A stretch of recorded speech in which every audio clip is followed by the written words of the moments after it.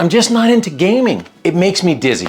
This is too complicated. Statements I've heard from the mother of my 3 gamer boys. Statements I've heard for a lot of years, being married to a non-gamer wife. Now, as you can see, we did manage to get her in the game. She's the pretty one, but it wasn't without convincing. My wife grew up in the country, raising animals, reading books, and having actual adventures outside. I, on the other hand, was an indoor kid.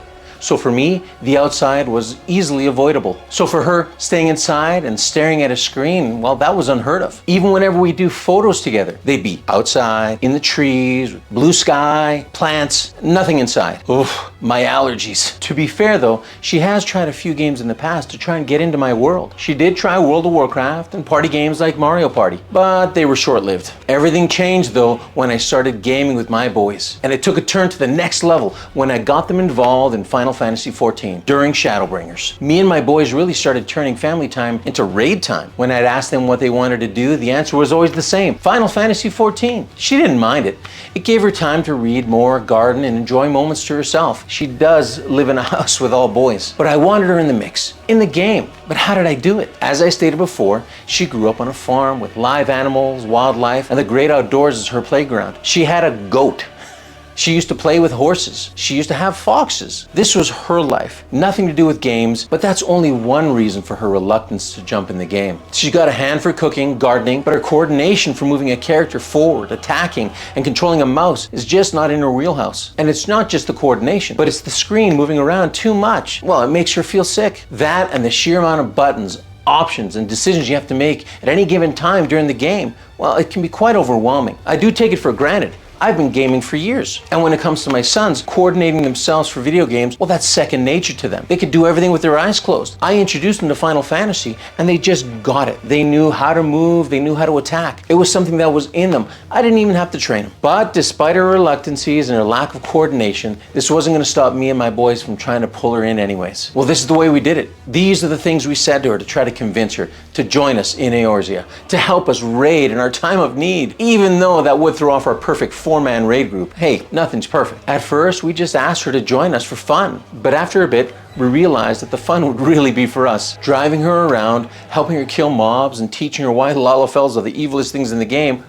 Strangely enough, that didn't work. Next, we tried to show her how easy it was to actually play the game. How fun it would be to design your own character, outfits, and the tons of different gear and clothes you can get. We showed her all the different places she could go, the mounts she could have, the things she could ride. But yet, it was something during the character creation that actually spurred her interest. Could I have blonde hair like I did before? It's funny how the smallest things can change someone's opinion. She started to get intrigued at least. Finally, we showed her how at the end of every raid, we'd get together and pose for photos. Well, that actually put a smile on her face. Could we do a family photo?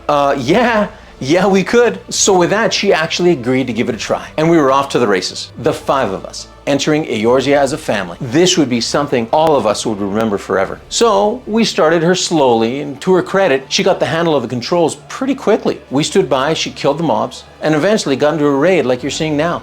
Ifrit. To my surprise, she really enjoyed the story. Yeah, a realm reborn. Of course, it's trendy for some reason to hate on the story, but as a non-gamer, she didn't think it was that bad. A little long-winded, but still pretty good. Good character development, good storylines, good intrigue. All those elements make for a great story. She loved having all of us around her helping her, driving her around, and making sure that she was safe. And her archer outfit made her feel pretty. Now, it also helped that I was sitting beside her in real life and helping her to know which buttons to press. I will say this about Final Fantasy XIV. It's pretty user-friendly for people who have never played games like this, MMOs and adventure games. And as promised, we all gathered in Gridania for that one thing she was really excited for. A family photo from the game of all of us outside, in the trees, the blue sky, and plants. And for me, no allergies. Her and her boys. In the end, we gave her something that she could enjoy in the real world, on her wall for everyone to see.